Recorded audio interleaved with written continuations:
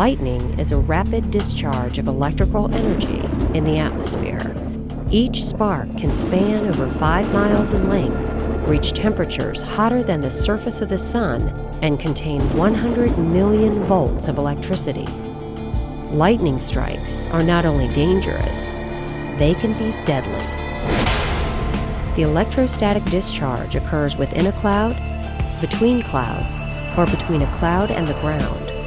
Lightning doesn't strike the ocean as much as land, but when it does, it spreads out over the water, which acts as a conductor. It can hit boats that are nearby and electrocute fish that are near the surface. If you're at the beach and hear thunder or see lightning, get out of the water.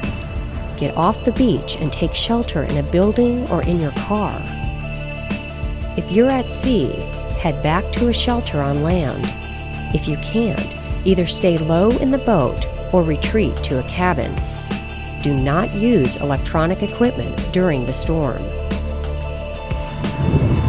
Every year, millions of lightning flashes fill our skies. Each one has the potential to cause a devastating and shocking impact.